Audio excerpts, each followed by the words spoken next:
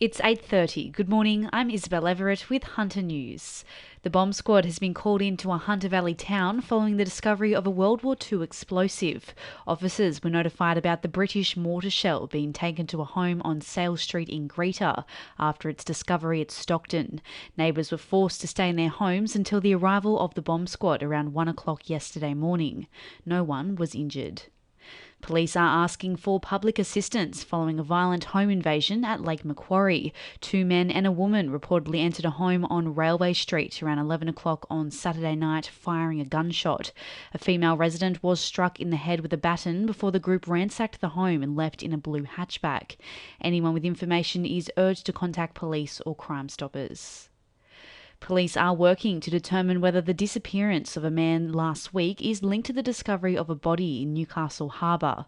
Officers were called to Wharf Road just before 9 o'clock on Saturday night after the 2 fishermen found the body. A 25-year-old African man has not been seen since leaving a hotel on the same road on Wednesday.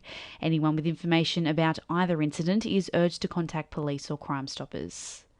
The University of Newcastle is in the global spotlight after the work of local researchers was recognised at the United Nations conference discussing the impacts of microplastics. The Global Innovative Centre for Advanced Nanomaterials found the amount of plastic particles inside our bodies is much higher than previously thought. Dr. Tava Palanisamy says new research is likely to reveal the consequences of exposure to microplastics over the next few years.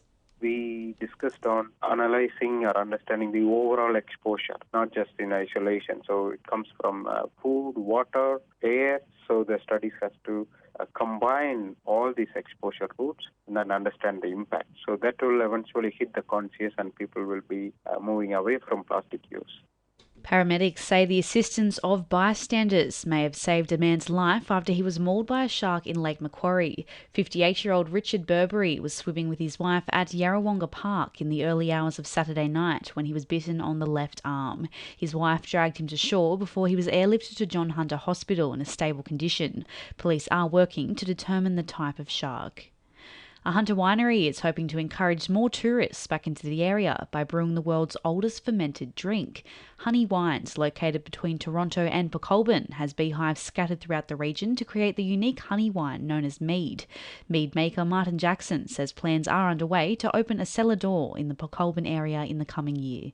At the moment, I'm selling at various farmers markets as well as the online store and Dan Murphy's website. I am planning to bring out a cellar door in, this year, ideally, and that would be in Port or around that area somewhere. 2NURFM Sport. The Knights have defended their decision to leave David Klemmer out of their new leadership group. Klemmer's omission came as a shock to many who believed he was a strong contender to replace Mitchell Pearce as captain. Coach Adam O'Brien says that Klemmer doesn't need a title to be one of the team's leaders. The women's Jets are 1 win outside the top 4 after their 4-1 thrashing of Western Sydney. 3 first-half goals put Newcastle in the driver's seat, with the side being able to play more defensively in the second stanza. The Jets will play the undefeated Sydney FC on Sunday. And Newcastle City are well on top in their Newcastle cricket match against Charlestown. City bowler Aidan Cahill took 6 for 28 to help bowl out Charlestown for 131. City will resume the 2-day clash at 1 for 136. That's Sport, I'm Harison Clinch. 2NURFM News Time is 26 to 9.